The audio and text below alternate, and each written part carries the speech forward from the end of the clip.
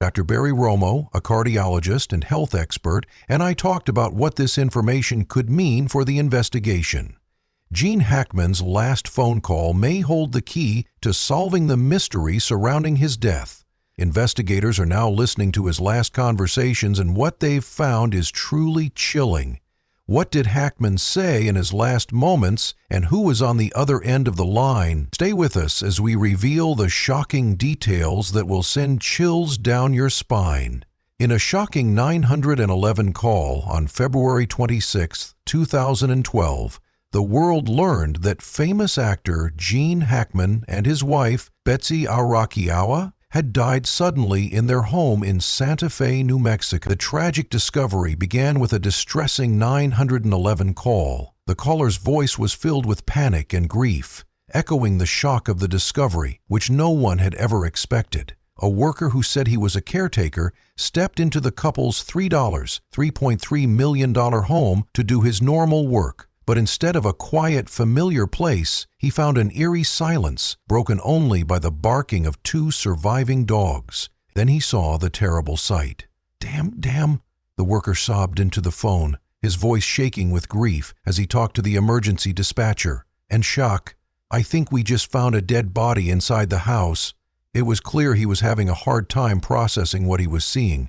His sniffles and stuttering words showed the real, unfiltered response of someone who had walked into a horror.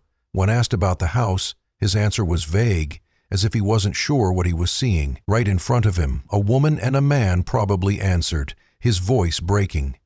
The dispatcher tried to get more information, but the worker was too emotional to speak. "I don't know, sir. Just send somebody up here quick," he begged, his voice filled with fear. He wanted help to come as soon as possible, and his description of the scene showed it. The worker told the dispatcher, "The house is closed and locked. I can't go in, but I see she's lying on the floor." The weight of his discovery seemed to crush him as he struggled to find the right words. The dispatcher asked if the people seemed to be awake, but the worker's response was firm and heartbreaking. "They're not moving. Just send someone up here." What made the situation even more unsettling was the difference between the 911 call and the official search warrant affidavit. The worker told the dispatcher, "They're not moving, just send someone up here." He said the house was locked and that he could only see Betsy's body from the outside. Later, an affidavit showed that a maintenance worker had said the front door was open when he arrived. This difference raised questions about the exact circumstances of the discovery, starting with the strange differences in the 911 call. Gene Hackman's death is surrounded by even more disturbing mysteries, but what the police found in his home will give you chills. When deputies from the Santa Fe County Sheriff's Department arrived at Gene Hackman's home right after getting the shocking 911 call, they were expecting something bad, but nothing could have prepared them for what they were about to find. The front door was open, but there were no signs of a break-in. The house looked clean and well kept, like everything was normal. There were no broken windows or overturned furniture, nothing that pointed to a theft or attack. The terrible truth started to come out as soon as they walked inside. The first heartbreaking discovery was Gene Hackman himself. The 95-year-old Hollywood legend was found lying in the foyer as if he had passed out suddenly. His body showed clear signs of decomposition, which meant he had been dead for days. There were no wounds or signs of struggle, just a lifeless body that used to belong to one of the greatest actors of all time. At the time, the scene was bleak. The once vibrant energy of a Hollywood star was now replaced by the quiet decay of decomposition. Later, forensic experts, when the police looked at his pacemaker records, they saw that his heart had stopped beating on February 17. This meant that he had been dead for more than a week before anyone found him.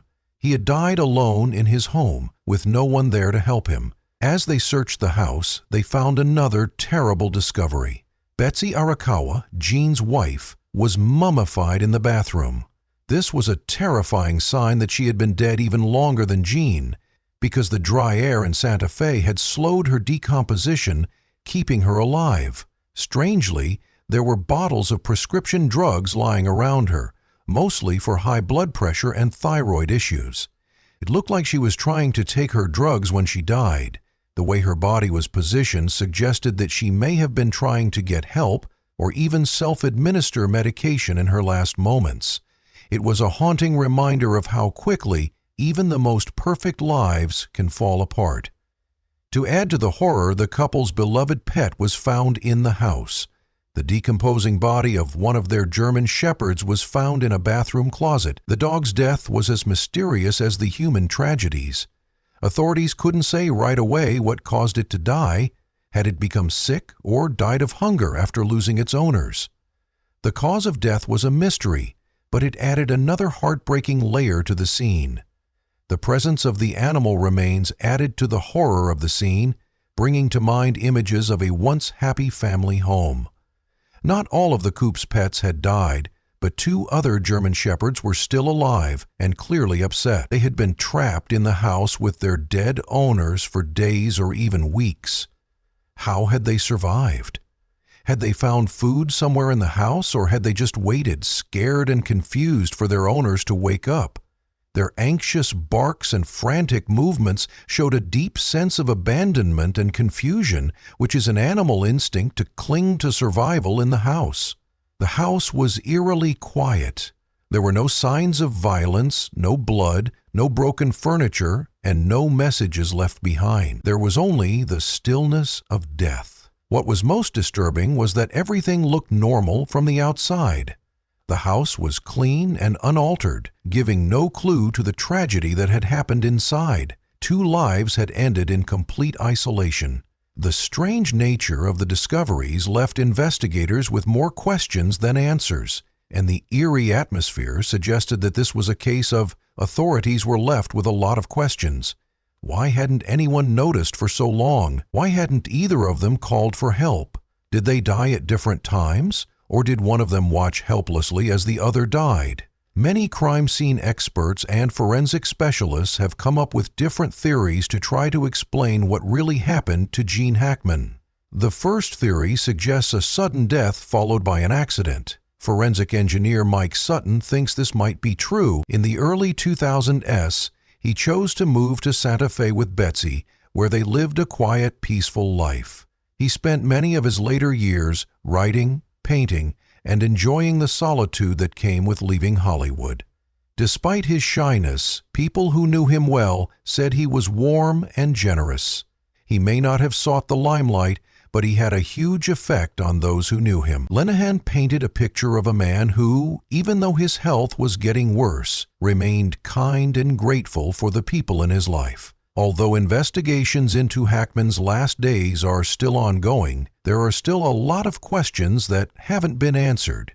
Santa Fe County Sheriff Adam Mendoza talked about how hard it is to put together a timeline because Hackman lived a very private life with his family. He said this in an interview on February 28th. Right now, with so little information available, authorities are trying to put all that information together. Police are looking into all the possible leads such as phone records, CV footage, and medical reports to figure out when Hackman was last seen and if any outside factors may have played a part in the tragedy. Since Hackman's death, many of his friends, co-stars, and fans have paid tribute to him. The entertainment industry will remember him not only for his amazing performances, but also for the humility and authenticity he brought to his work. At the 2025 Oscars ceremony on March 2, fellow actor Morgan Freeman paid tribute to Hackman. In an emotional speech, Hackman was praised for his work. "I don't think about legacy. I just hope people remember me as someone who tried to do good work," Hackman said. "I think I speak for all of us when I say that, Gene, you will be remembered for that and so much more. Rest in peace, my friend." These words perfectly captured the essence of who Gene Hackman was.